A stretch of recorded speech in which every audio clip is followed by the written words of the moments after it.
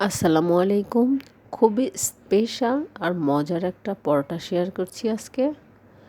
এই পরোটাটার নাম লাচ্চা পরোটা, আবার ছেঁড়া পরোটাও দেওয়া যেতে পারে, কারণ এই পরোটাটার স্বাদটা অন্য সব পরোটা থেকে একটু আলাদা।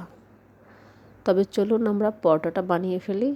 প্রথমে একটা মিক্সিং বলে 1.5 কাপ পরিমাণ ময়দা নিয়ে নিচ্ছি। পরিমাণ মতো লবণ দিয়ে দিব। রেগুলার রান্নার তেল দিয়ে দিচ্ছি 2 টেবিল চামচ। তারপর শুকনো উপকরণগুলো ভালো করে মিশিয়ে নেব। একটু সময় নিয়ে মেশাতে হবে।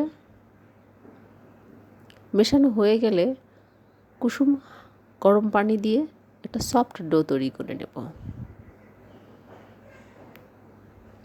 অল্প অল্প করে পানি দিব আর একটা সফট ডো তৈরি করে নেব। তারপর এভাবে মুথে নিতে নিতে একটা সফট ডো তৈরি হয়ে যাবে।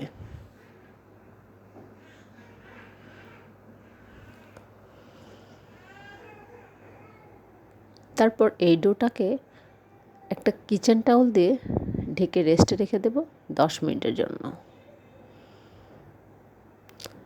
অন্য একটা বাটিতে রেগুলার রান্নার তেল নিয়েছি 2 টেবিল চামচ আর 2 চা চামচ দিয়েছি কর্নফ্লাওয়ার। চামচ দিয়ে নেড়ে চেড়ে একটা মিশ্রণ তৈরি করে নেব।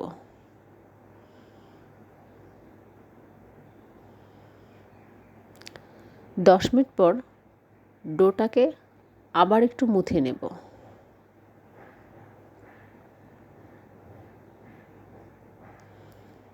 মুথা হয়ে গেলে ছোট ছোট লেচি কেটে নেব।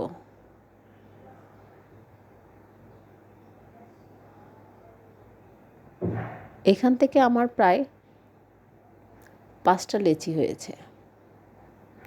একটা লেচি নিয়ে বাকিগুলো আবার টাওয়াল দিয়ে ঢেকে নেব। তারপর একটু ময়দা ছিটিয়ে নেব।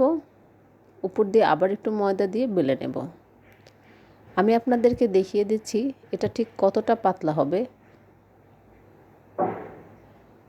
তারপর এর উপর দিয়ে যে মিশ্রণটা তৈরি করেছিলাম সেটা উপর দিয়ে ছিটিয়ে দেব।